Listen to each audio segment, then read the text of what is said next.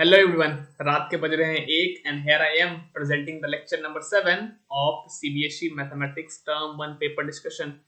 CBSE के term 1 के paper already हो चुके हैं जैसा कि आपको पता है और हम उनका डिस्कशन कर रहे हैं for the answers keys and for the students which are going to appear in the examination in the upcoming years and for those as well who are actually looking forward for some objective problems for the different chapters.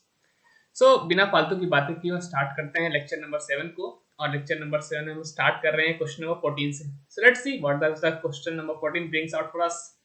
Question number 14 कहता है कि the decimal expansion of the rational number this will terminate after. कहता है देखिए भाई जी, आपको मैं एक रेशनल नंबर दे रहा हूँ। रेशनल नंबर पता है ना, बता देता हूँ भाई, है ना। जिनको पता नहीं है थोड़ी सी लाज शर्म रख लो, है ना। पढ़ाई करते हो ना तो लाज शर्म थोड़ी बहुत रखो कि रेशनल नंबर किसे बोलते हैं।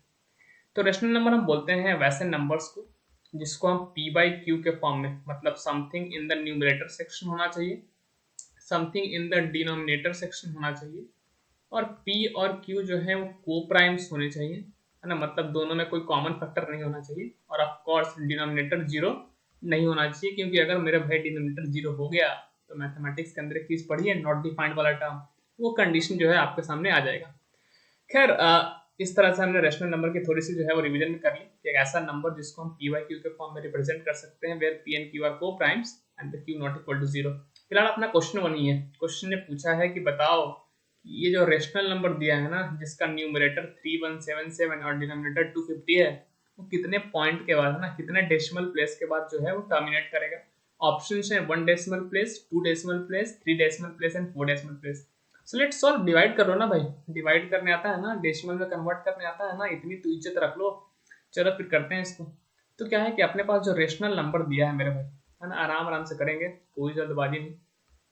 जो रेशनल नंबर दिया है अपने को वो है 3177 अपॉन कितना है 250। तो मैं क्या कर रहा हूँ, इसको थोड़ा सा और बढ़िया से अरेंज करके लिख रहा हूँ, और इसको मैं लिख सकता हूँ कैसे, 25 इंटू 10, राइट।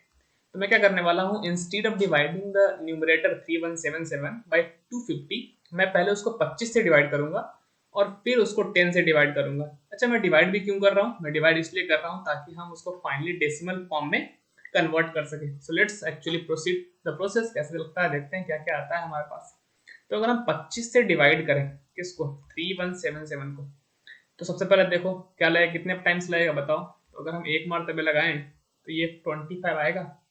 31 में से अगर 25 घटाओगे तो 6 आएगा सर। अच्छा, ये जो 6 है वो 25 से छोटा है, तो हम ऊपर से 7 उतारेंगे तो बन जाएगा 67। फिर अगर आप 2 टाइम्स लगाएंगे यहाँ पे तो ये बन जाएगा 50 एलसीएम, है ना। जो डिफरेंस बचेगा वो आएगा 17 का, और फिर अगर आप ऊपर से 7 उतार देंगे तो 177। कुछ 25 के आप टेबल्स याद रखें तो काफ़ी हेल्प करेंगे, है ना। 25 पचे होता है 125, और 25 सत्ते होता है 175, और ये भी ध्यान रखिए कि 25 एट जो होता है वो 200 होता है। तो भले ये चीज़ें बचपन में पढ़ाई जाती थी, बट अभी भी काम आएंगे आपके फास्टर कैलकुलेशंस के अंदर, जो कि आपके एग्जामिनेशंस में टाइम बचा रहे होंगे। तो फिलहाल देखिए आगे क्या करते हैं। अब ये जो 177 है ना, दिख रहा होगा आपको, हम 7 टाइम्स लगा सकते हैं इसको ताकि 175 वहाँ पे आएगा। तो अगर आप 7 टाइम्स लगाएंगे तो ये बच जाएगा आपके पास 2।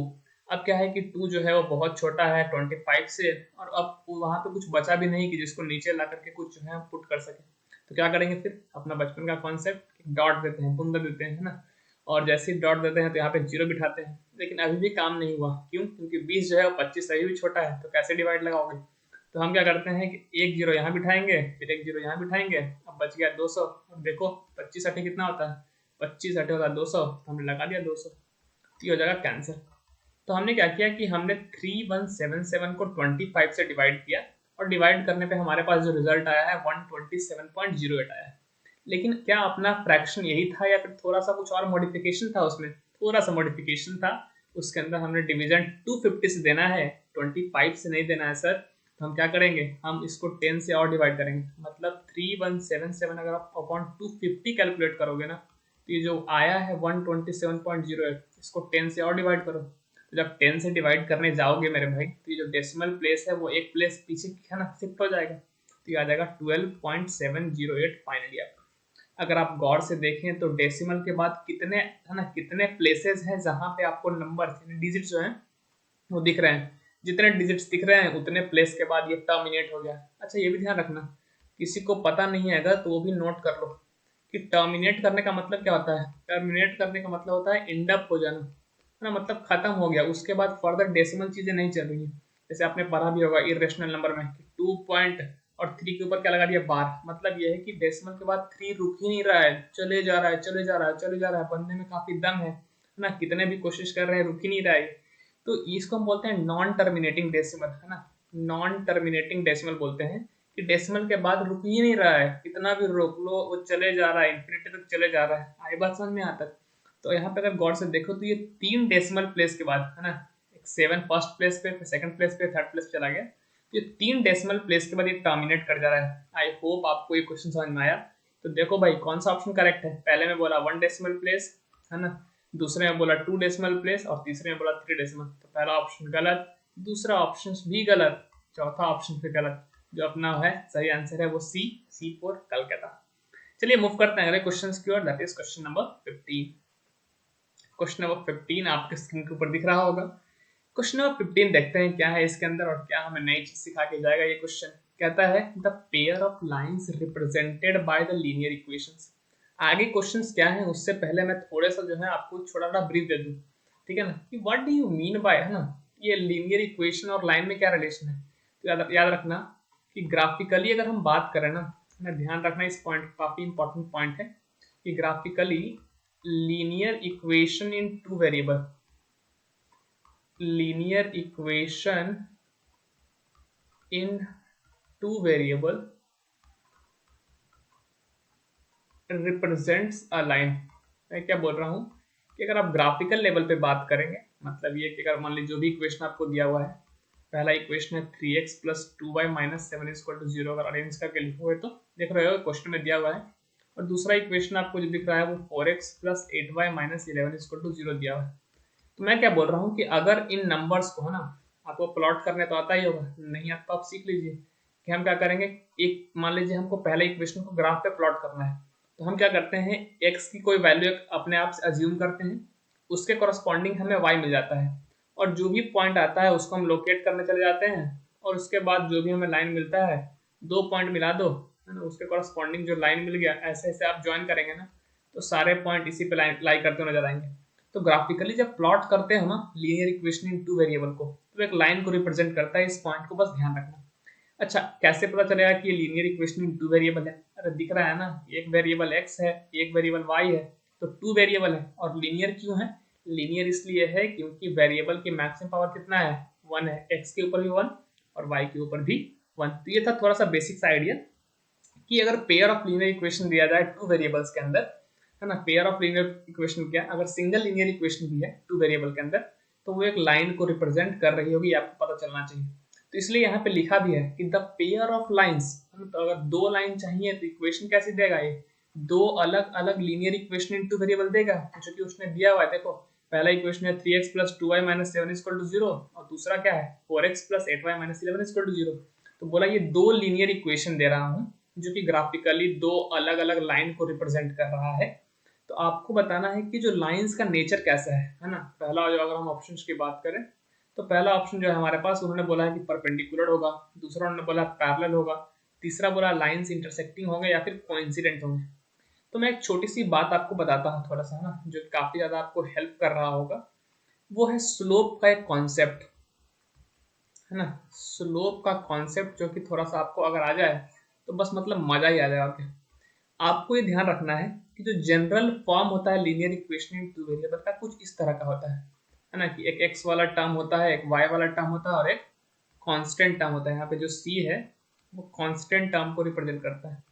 तो आपको ये पता है कि linear equation in two variable का जनरल फॉर्म ये होता है ना, मैं लिख दे रहा हूँ, नहीं याद है तो लिख लो कि general form of linear equation in two variable ये कुछ ऐसा दिखता है कि एक x वाला टर्म होगा, एक y वाला टर्म होगा और एक कांस्टेंट टर्म होगा। जैसे देखो ना यहाँ पे x वाला टर्म 3x है, y वाला 2y है और ये -7 है। सिमिलरली दूसरे इक्वेशन में भी देख सकते हो, x वाला टर्म 4x है, y वाला टर्म 8y है और कांस्टेंट टर्म -11 है।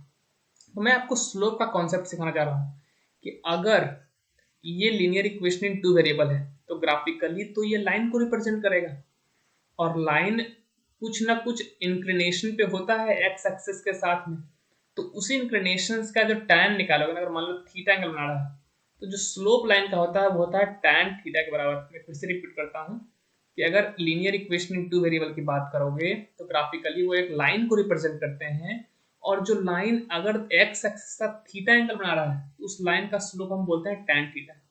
स्लोप निकालने का केवल तरीका यही एंगल वाला ही नहीं है, दूसरा यह है हम कोफिशिएंट से स्लोप निकाल सकते हैं, और वही आपको याद रखना है, that is minus coefficient of x upon coefficient of y. ये आपको याद रखना है कि अगर एक linear equation in two variable दिया जाए तो अगर x के कोफिशिएंट और y का कोफिशिएंट का रेशियो ले लो और उसके अगर माइनस साइन लगा दोगे तो स्लोप मिल जाएगा।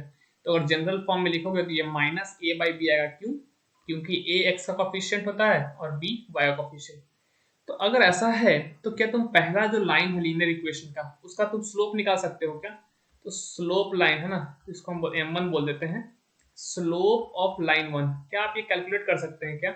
देखो, तो माइनस कोफिशिएंट ऑफ x कितना है पहले वाले में, कोफिशिएंट ऑफ x है 3 अपॉन कोफिशिएंट ऑफ y कितना है 2, तो पहले लाइन का स्लोप निकाल लिया 3/2। अगर इतना सिंसियर बच्चा हो तो स्लोप बताओ सेकंड लाइन का, तो कुछ नहीं करना है, सेकंड इक्वेशन को देखो, minus coefficient of x upon coefficient of y, तो माइनस x का कोफिशिएंट कितना है 4 डिवाइडेड बाय y का कोफिशिएंट कितना है 8, दिखा लिया, तो जो भी वैल्यू आ गया माइनस हाफ दिख गया, क्योंकि 4 जो है वो 8 को कैंसिल कर देगा 2 टाइम्स में। तो पहले लाइन का स्लोप -3/2, दूसरे लाइन का स्लोप -1/2। तुम बोलोगे कि ये लाइन का स्लोप निकालने से हमको फायदा क्या हुआ? देखो बताता हूँ फायदा क्या हुआ, ठीक है ना। और ये जो है वो क्या आया, हाफ आया ना आपका, पहला लाइन का स्लोप -3/2, दूसरे का हाफ। तो देखो ध्यान से, आप याद रखना कि अगर दोनों का स्लोप का वैल्यू बराबर आ गया तो हम बोलते हैं लाइंस जो है वो पैरेलल है, ठीक है ना। और अगर दोनों का स्लोप का प्रोडक्ट -1 आ गया तो हम बोलते हैं कि लाइंस जो है वो परपेंडिकुलर है, ठीक है। तो अगर गौर से देखोगे तो ना तो m1 और m2 बराबर हैं, ना ही प्रोडक्ट करने पे, अगर m1 m2 का प्रोडक्ट करोगे तो आपको दिख जाना चाहिए कि एक्चुअली में -3/4 आ रहा है, जो कि -1 के बराबर नहीं आ रहा है। तो ना तो पहला कंडीशन सेटिस्फाई हो रहा है, ना ही दूसरा कंडीशन सेटिस्फाई हो रहा है। मतलब जो गिवन इक्वेशन है, जो लाइन को रिप्रेजेंट कर रहे होंगे, वो ना तो परपेंडिकुलर होंगे ना ही पैरेलल होंगे। तो अब इंटरसेक्टिंग है या कोइंसिडेंट है ये कैसे पता चलेगा? तो देखो, अगर लाइंस पैरेलल नहीं है ना मेरे भाई, तो मतलब वो कहीं ना कहीं पे तो मीट करेंगे। अगर लाइंस पैरेलल नहीं है तो कहीं ना कहीं पे तो मीट करेंगे ना। तो मीट करेंगे तो लाइंस या तो इंटरसेक्टिंग हो सकती हैं, या फिर क्या हो जाएंगी, या फिर वो लाइंस जो हैं वो आपके कोइंसिडेंट हो जाएंगी।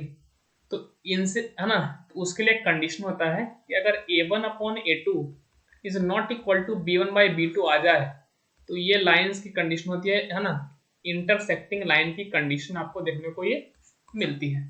तो देख लो a1 अपॉन a2, तो आपको 3/2, a1 और a2 क्या है, a1 a2 कोफिशिएंट है x है इक्वेशन 1 में और इक्वेशन 2 में। सिमिलरली b1 अपॉन b2 निकाल लो, तो जब b1 अपॉन b2 निकालने जाओगे तो यहाँ पे कितना है 2/8 है ना, ये 3 बाई यहाँ पे 4 बनेगा, तो ये 2/8 आएगा, तो देख लो 1/4। देख सकते हो कि a1 अपॉन a2 और b1 अपॉन b2 बराबर नहीं है, मतलब ये लाइंस क्या है, ये लाइंस इंटरसेक्टिंग है। मैं समराइज करूंगा इसको अगले लेक्चर्स के अंदर, है ना। आई होप आपको जो है वो स्लोप का बेसिक कॉन्सेप्ट समझ में आया होगा, स्लोप कैसे निकालते हैं ये समझ में आया होगा। और मिलते हैं आपसे अगले लेक्चर के अंदर, तब तक के लिए पढ़ते रहिए and keep exploring, keep happy, है ना, बी हैप्पी एक्चुअली, है ना। क्योंकि केवल पढ़ाई इंपॉर्टेंट नहीं है, मैंने बार बार बोला आपको लेक्चर्स के अंदर, पढ़ाई से थोड़ा ऊपर हटिए, पढ़ाई तो ध्यान देना ही देना है, साथ साथ अपने टाइम को ठीक से यूटिलाइज करें, अपने आप पे काम करें, मेंटल स्ट्रेंथ और फिजिकल स्ट्रेंथ को डेवलप करें। इसी मैसेज साथ मैं छोड़ता हूँ आपको इस लेक्चर के अंदर। बढ़ते रहिए आगे, सॉरी, पढ़ते रहिए और आगे बढ़ते रहिए, है ना। So see you all in the next one, till then keep learning and stay happy buddy.